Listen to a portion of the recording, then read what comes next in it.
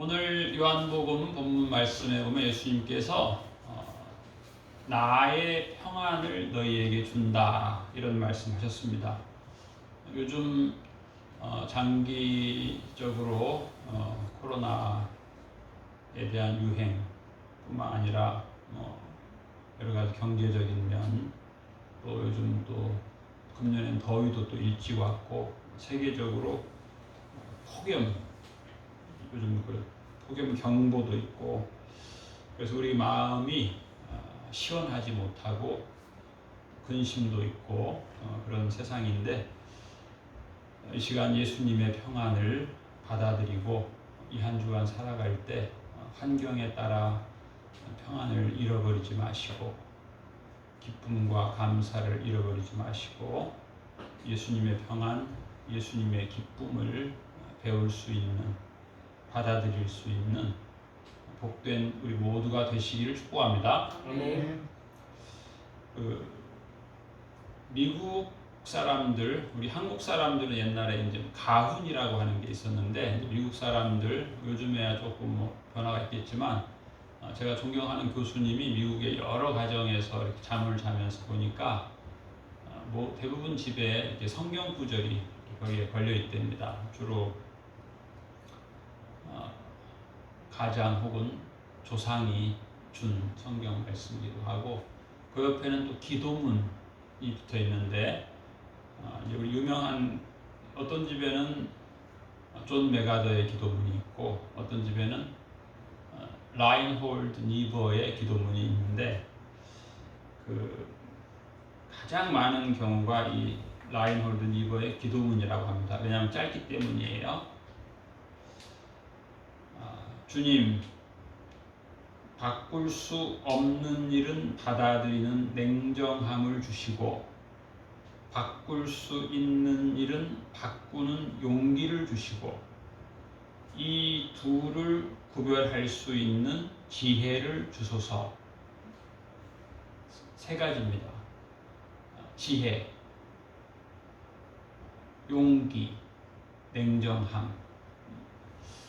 많은 그 집안이 이 기도문을 그렇게 좋아해서 벽에다가 걸어놓고 식탁에 있을 때 이런 기도를 드리곤 한다고 합니다. 그래서 제가 존경하는 교수님도 수첩 앞에 적어놓고 자주 이 기도를 드린다고 합니다. 한 번 정도 우리들도 이 기도를 드릴 수 있었으면 좋겠다 생각합니다. 최근에 이제 유능한 그 후배가 갑상선 암 수술을 했어요. 유능하다라고 하는 말이 물론 뭔지 모르지만 요즘에는 부채가 이제 수십억 있는 사람이 유능한 겁니다. 부채가 수십억이니까 옛날에야 이제 자꾸 이제 부채를 늘려가면서 사업을 늘려가면 유능한 건데, 요즘에는 그게 어렵죠. 그래서 이제 제가 그 전문가한테 상담을 해봤어요. 갑상선 암으로 수술했는데, 질문하니까 그분이 그래요. 갑상선 암은 스트레스가 주 원인이 된다. 여러 가지 원인이 있지만 또 마음의 만족함, 평안함이 부족해서 그런 경우가 많다 하면서 그분이 그런 얘기를 해주더라고요. 성경에 오늘 예수님이 성경에 이제 평안이라고 하는 단어가 있어요. 평안이라고 하는 단어가 있는데, 이제 우리나라 말로 평안으로 번역되는 단어가 성경 원어의 상으로는 두 개의 단어가 있어요. 하나는 에이레네라고 하는 단어예요. 하나는 아파테이아라고 하는 단어인데, 이 에이레네라고 하는 단어는 전쟁이 아닌 것, 전쟁 상황이 아닌 그 평화 상황을 의미한다고 볼 수 있고, 이제 아파테이아라고 하는 단어는 균형이라고 하는 의미가 있다고 그래요. 균형, 내적 평정, 그런 의미가 있다고 그래요. 그런데 사실 우리가 그렇게 내적 평정, 내적 평온, 이건 이제 불안의 반대 개념이라고 합니다. 불균형의 반대 개념. 이 이제 아파테이아라고 하는 단어는 이제 영어로 말하면 밸런스 그런 의미가 있는 거죠. 또 이제 뭐 하모니 그런 의미도 있고 조화, 균형. 그러면서 그분 하는 말씀이 대부분의 이런 그 내분비 계통에 문제가 생기는 것은 이 균형을 잃기 때문이라고. 균형. 요즘에 이제 뇌졸중 환자가 많아요. 제가 새벽에 운동하러 가면 상당수가 반신불수예요. 이분이 물론 다 꼭 그런 건 아니지만 우리가 건강할 때는 건강의 소중함을 잘 몰라요. 이 건강을 유지하기 위해서 땀을 흘려줘야 된다는 걸 알지만 매일 적절한 땀을 흘리지 못해요. 그런데 이제 반신불수가 되면 이거 이제 곧 운동을 안 하고 땀을 안 흘리면 이제 곧 사망하게 되니까 이제 남은 반절까지 마비되면 곤란하니까 이제는 새벽부터 일어나서 반절 마비되어 있지만 운동을 그렇게 하더라고요. 그래서 이제 그 운동 그 건강 전문가가 저한테 그런 얘기해요. 참 목사님은 참 그렇게 많이 이렇게 드시는데 음식을 먹으면 그냥 한 방울도 안 남겨 다 드시는데 자기는 그게 좋다는 거예요. 음식을 먹을 때 그렇게 맛있게 제가 맛있게 먹는데요 음식을. 그래서 그분이 저한테 음식을 이 음식 저 음식 다양한 음식을 사주더라고요. 왜 그런가 했더니 내가 맛있게 먹는 게 그렇게 좋다는 거야. 근데 그분이 뭐라 그러냐면 목사님은 부모님한테 좋은 선물을 받았다 그래요. 그게 뭐냐면 기초 대사 능력이 다른 사람보다 뛰어나다는 거예요. 남보다 더 먹는데 항상 허리는 날씬해가지고 평생 30cm 이상을 30인치를 안 넘으니까 이게 굉장한 복이라는 거예요. 그래서 남들은 그래서 제가 어제 뉴스를 들으니까 그런 말 해요. 아나운서가 라디오 방송에서 초청 손님을 했는데 PD님은 기초 대사량이 좋을 것 같아요. 그런 말 하더라고. 그러니까 그분이 제가 원래 그랬었는데 요즘 코로나로 인해서 기초 대사량이 현저하게 떨어져서 자꾸 허리가 굵어지고 있습니다. 그런 얘기 하더라고요. 기초 대사 능력 좋다라고 하는 것은 저는 이제 그분 얘기 그래요. 잠을 자면서도 그걸 다 분해를 해버리기 때문에 그 전날 맛있는 걸 많이 먹어도 그 다음날 허리가 안 늘어난다는 거예요. 그런데 이제 기초 대사 능력이 부족한 사람은 다이어트 한다고 20년 동안 다이어트를 했는데도 허리가 늘어난다는 거예요. 그래서 중요한 게 기초 대사 능력인데 이거는 정기적으로 아침 저녁으로 땀을 흘려야 된다는 거예요. 그래야 기초 대사 능력이 좋아진다는 거예요. 저는 새벽마다 땀을 흘리니까 저녁에도 저녁 먹고 땀을 꼭 흘리거든요. 기초 대사 능력이 좋으니까 이게 좋다는 거예요. 물론 부모님으로 받은 선천적인 것도 있지만 습관적인 것도 있다고 그런 얘기 하더라고요. 근데 요즘 사람들이 이렇게 그 반신불수가 많은 이유가 뭐냐면 뇌졸중으로 그 연구를 했다는 거예요. 왜 뇌졸중으로 쓰러져서 반신이 마비가 되냐 해서 잘 의사가 조사를 해보니까 그 쓰러지기 전에 몇 시간 전에 분노해서 화를 냈다는 거예요. 그래서 그게 아주 밀접하다는 거예요. 그래서 혈압이 균형을 잃어버린대요. 그래서 요즘 특히 중년 같은 경우는 마찬가지 혈압도 균형을 잃어서 고혈압이거나 저혈압이거나 그 다음에 또 중요한 게 혈당인데 고혈당이거나 저혈당이거나 그래서 혈당 쇼크로 쓰러져서 또 어려움을 당하기도 하고 그런다는 거죠. 그래서 중요한 게 결론은 균형이라는 거예요. 균형. 근데 이 성경에서 말하는 평안이 뭐냐? 이 균형이라는 거예요. 균형. 근데 이제 균형이 깨어졌다는 거예요. 그래서 오늘 예수님께서 제일 먼저 하신 말씀은 사람이 나를 사랑하면 내 말을 지킨다는 말씀을 하셨어요. 내 아버지께서 그를 사랑하실 것이요 우리가 그에게 가서 거처를 그와 함께 하리라. 예수님하고 동행한다는 얘기예요. 예수님을 사랑하는 사람, 예수님이 동행하시고 예수님과 동행하시고 나를 사랑하지 아니하는 자는 내 말을 지키지 아니하나니 너희가 듣는 말은 내 말이 아니요 나를 보내신 아버지의 말씀이니라. 사랑이라고 하는 것이 중요한 거예요. 25절에 보면 내가 아직 너희와 함께 있어서 이 말을 너희에게 하였거니와, 지금 요한복음 14장은 사실은 예수님께서 십자가를 지시기 직전에 하신 말씀이에요. 유언적 말씀이에요. 내가 아직은 너희와 함께 있어서 내가 말을 하는데, 이제는 그러지 못하는 순간이 온다는 거예요. 예수님의 말씀과 우리가 멀어지는 시간이 온다는 거예요. 예수님 말씀을 듣지 못하는 시간들이 펼쳐지게 된다는 거예요. 그런데 다행한 것은 26절 다 같이 요한복음 14장 26절 시작. 보혜사 곧 아버지께서 내 이름으로 보내실 성령, 그가 너희에게 모든 것을 가르치고 내가 너희에게 말한 모든 것을 생각나게 하리라. 아멘. 이 성령님, 보혜사, 이 보혜사라고 하는 말은 이제 원어 성경에는 그게 보혜사라고 하는 말이 우리나라 말로는 보혜사라고 하는데 파라클레토스라고 하는 말은 그 역할이 첫째로는 너희에게 모든 것을 가르치고 그랬어요. 너희에게 가르치는 역할을 성령님이 하신다는 거예요. 보혜사 성령님이 하시는 일은 우리를 가르쳐 주신다는 거예요. 그 다음에 내가 너희에게 말한 모든 것을 생각나게 하여, 성령님이 우리로 하여금 예수님이 하신 모든 말씀이 생각나게 하신다 그랬어요.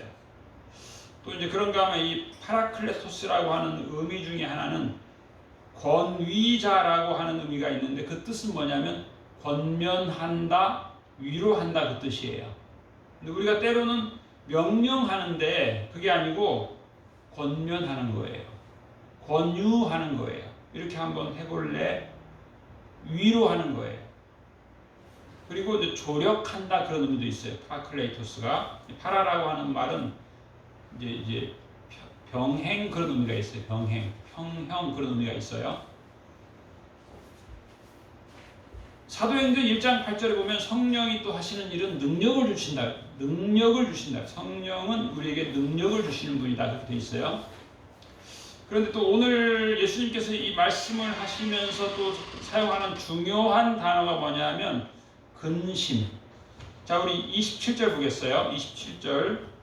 27절 시작. 평안을 너희에게 끼치노니 곧 나의 평안을 너희에게 주노라. 내가 너희에게 주는 것은 세상이 주는 것과 같지 아니하니라.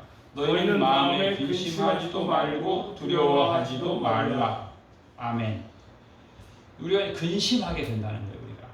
예수님께서 근심하지 말라는 거예요. 왜 근심할까? 우리가 근심할 때가 있고, 또 그런가 하면 염려, 심지어는 또 두려워할 때가 있고, 또 요즘 세상 그렇죠? 두려워할 때가 있고. 그런데 28절 다 같이 보겠어요. 시작. 내가 갔다가 너희에게로 온다 하는 말을 너희가 들었나니 나를 사랑하였더라면 내가 아버지께로 감을 기뻐하였으리라. 아버지는 나보다 크심이라. 아멘. 근데 지금 예수님이 지금 유언이거든요. 떠나는 거예요. 어떻게 보면 이별이에요. 그런데 너가 나를 사랑하였으면 기뻐한다는 거예요. 이별도 기뻐한다는 거예요. 지금 이것은 우리 입장에서는 이별이지만 예수님 입장에서는 엄청난 고난이에요. 엄청난 고생이에요. 십자가를 지고 못 박혀 죽으시는 거예요. 죽음이에요. 죽음. 고통스러운 죽음이에요. 그런데 내가 아버지께로 간다는 거예요. 죽음이라고 하는 그 골짜기가 참 험한 것인데 예수님은 내가 아버지께로 가는 것이니까 기쁨이라는 거예요. 예수님은. 그래서 우리가 때로는 인생에 고난이 있잖아요. 고통이 있고 근심도 있는데 그때 생각해야 될 것이 뭐냐면은 하나님의 뜻이 있다는 거예요. 그래서 기뻐한다는 거예요. 기뻐한다. 예수님을 사랑했다면 고통과 고난이 온다 하더라도 기뻐한다는 거예요. 자, 29절 시작. 이제 일이 일어나기 전에 너희에게 말한 것은 일이 일어날 때에 너희로 믿게 하려 함이라. 그래서 이제 오늘 말씀을 이렇게 쭉 이렇게 몇 가지 단어로 요약을 해보니까 평안이라고 하는 단어가 있어요. 평안. 그런가 하면 사랑이라고 하는 단어가 또 반복적으로 나오죠. 그런가 하면 결론적으로는 믿음, 믿게 하려 합니다. 그래서 고린도전서에 보면 믿음, 사랑, 소망 이렇게 돼 있죠. 여기는 믿음, 사랑, 평안이에요. 요한복음 14장 보면 믿음, 사랑, 평안이에요. 그런데 평안과 붙어 있는 게 뭐냐면 기쁨이에요. 우리 시편의 말씀 보면은 땅에 있는 성도들은 존귀한 자들이니 나의 모든 즐거움이 그들에게 있도다. 그런 말씀이 있어요. 또 여호와는 나의 산업과 나의 잔의 소득이시니 나의 분깃을 지키나이다. 6절에 보면 내게 줄로 재어준 구역은 아름다운 곳에 있으며 나의 기업이 실로 아름답도다. 이거 아는 거예요. 그 라인홀드 니버의 기도 중에 중요한 게 뭐냐면 이 둘을 구별할 수 있는 지혜를 주소서. 지혜. 구별하는 지혜. 하나님께서 지금 나에게 훈련의 과정을 주실 수도 있어요. 훈련.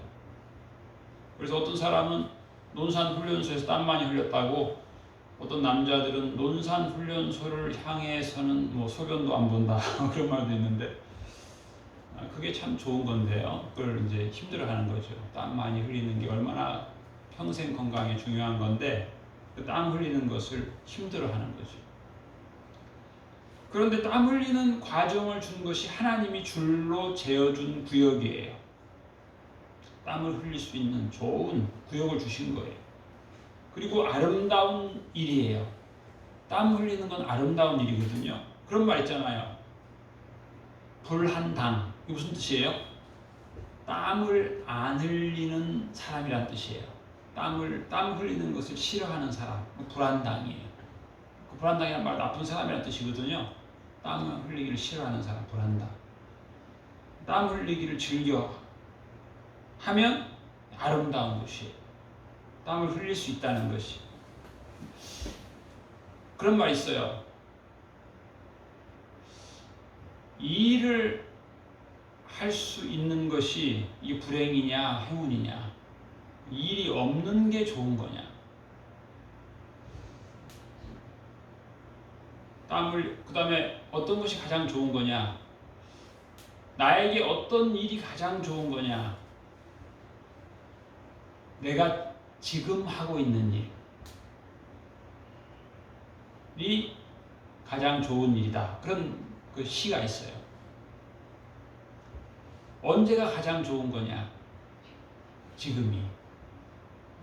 어느 때를 사랑해야 되냐? 지금을 사랑해야 돼. 지금. 물론 과거도 사랑할 수 있고 미래도 사랑할 수 있는데 지금을 사랑하는 게 좋다. 그것이 지혜다. 그런 말이 있어요. 9절에 보면 이러므로 나의 마음이 기쁘고 나의 영도 즐거워하며 그랬어요. 뭐 때로는 우리 마음이 기쁘지 않고 나의 영도 즐겁지 않고 내가 지금 하는 일도 뭐 불평스럽기도 하고 또 지금 이 순간 뭐 나이 먹어서 젊을 때가 좋았지 그럴 수도 있고, 그런데 지금 나의 마음이 기쁘다. 나의 영도 즐거워한다. 11절에 보면 주께서 생명의 길을 내게 보이시리니 주의 앞에는 충만한 기쁨이 있고 주의 오른쪽에는 영원한 즐거움이 있나이다. 히브리서 1장 9절에 보면 하나님이 즐거움의 기름을 주께 부어 줄 동류들보다 뛰어나게 하셨도다. 예수님이 평안을 준다. 이 즐거움의 기쁨을 주시는 거예요. 지금 예수님께서 뭐라 했어요? 지금 예수님은 지금 십자가 지러 가시는 거예요. 그런데 내가 갔다가 너희에게로 온다 하는 말을 너희가 들었나니 나를 사랑하였더라면 내가 아버지께로 감을 기뻐하였으리라. 가는 떠남의 시간이 있고 또 언젠가 돌아오는 시간이 있고 그래서 기뻐한다는 거예요. 왜? 예수님이 말씀하셨으니까.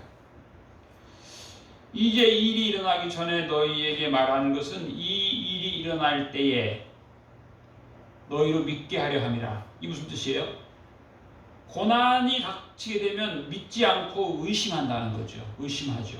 예수님 제자들이 다 의심했잖아요. 믿을 수가 없어요. 그러므로 평안하지 못해요. 불안해요. 만족하지 못해요. 아파테이아라고 하는 것은 만족이잖아요. 만족. 예수님의 만족을 주는 거예요. 예수님은 십자가를 지러 가면서도 만족하면서 기뻐하면서 평안하면서 가시면서 이 평안을 배우라는 거예요. 마태복음 25장 34절에 보면 그때 임금이 그 오른편에 있는 자들에게 이르되 내 아버지께 복받을 자들이여 나와 창세로부터 너희를 위하여 예비된 나라를 상속받으라. 그런 말씀하셨어요. 내 아버지께 복받을 자들이여. 이 장면은 무슨 내용들이냐면 예수님이 그런 말씀하셨거든요. 내가 굶주렸을 때 너희가 먹을 것을 주었다. 내가 헐벗었을 때 입을 것을 주었다. 내가 옥에 갇혔을 때 나를 찾아와 주었다. 그래서 요즘에 우리 기독교 단체 중에는 아무도 알지 못하는 정기적으로 감옥에 이렇게 방문하는 경우가 있어요. 저도 과거에 이제 부목사 할 때 어떤 때는 매달 경찰서 유치장을 가고 어떤 때는 매달 교도소를 가고 그런 적이 있어요. 그 예수님 말씀이죠. 그런데 그런가 하면 어떤 때는 또 복음을 전하다가 감옥, 우리 성경에 많이 나와요. 예수님뿐만 아니라 사도 바울도 그랬죠. 다니엘도 그랬죠. 요셉도 그랬죠. 믿음 때문에 감옥에 가는 사람도 있어요. 그러니까 우리가 과거에는 이 말씀 생각할 때 어려운 사람을 우리가 도우면 예수님께서 그게 나에게 한 것이다. 내 아버지께 복받을 자들이다. 너희들은 창세로부터 너희를 위하여 예비된 상속 유산을 받아라. 이런 말씀하셨는데 이게 또 이제 반대로 생각하면 우리가 복음을 위해서 때로는 고난 당할 수 있잖아요. 그렇죠? 선교사들이 선교하다가 가난에 처하기도 하고 고난에 처하기도 하고 심지어는 감옥에 갇히기도 하고 이때 이제 예수님께서 그걸 위로하시는 거죠. 어려움을 당할 때 도울 자들이 있도록 이미 다 예수님이 말씀하시는 거예요. 마태복음 25장 40절에 보면 임금이 대답하여 이르시되 내가 진실로 너희에게 이르노니 너희가 여기 내 형제 중에 지극히 작은 자 하나에게 한 것이 곧 내게 한 것이니라.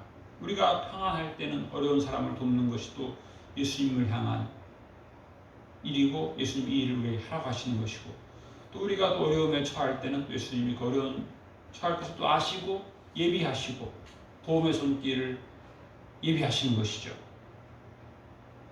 오늘 예수님 말씀 세상은 여러 가지 난리의 소문들도 있고 또 어려움의 상황도 있고 그렇지만 예수님은 세상이 주는 것으로가 아니고 내가 주는 것, 예수님의 기쁨, 예수님이 주시는 평안, 예수님이 주시는 사랑, 예수님이 주시는 믿음을 우리가 풍성하게 누리길 원하십니다. 너희는 이 마음을 품으라 곧 그리스도 예수의 마음이니. 이 한 주간도 예수님의 평안을, 예수님의 기쁨을, 예수님의 사랑을, 예수님의 믿음을 우리가 배우고 평안을 누리는 복된 한 주간 되시기를 축복합니다. 아멘. 하나님 아버지 감사합니다. 세상은 우리를 평안치 못하게 하고 우리는 때로 근심하며 우리의 마음의 평안은 깨어지고 걱정거리로 인하여서 우리는 때로 분노하기도 하며 하나님의 평강을 누리지 못한 시간들이 많이 있었습니다. 그러나 그것이 내게 줄로 재어준 구역이고 아름다운 구역임을 저희들이 발견하게 하여 주시옵시고 나의 일이 나의 기업이 실로 아름다움을 알게 하여 주시옵소서. 우리의 마음도 기쁘고 우리의 영도 즐겁게 하여 주옵시고 주께서 생명의 길을 보여주셔서 주의 앞에 있는 충만한 기쁨, 주의 오른편에 있는 영원한 즐거움을 배우게 하여 주시옵소서. 이 한 주간도 이 마음을 품으라 곧 그리스도 예수의 마음이니 예수님의 마음을 저희들이 품게 하여 주옵시고 그리스도 예수의 마음을 배우게 하여 주옵소서. 그래서 평안히 거하고 찬송하며 살게 하여 주시옵소서. 감사드리며 예수님 이름으로 기도하옵나이다. 아멘.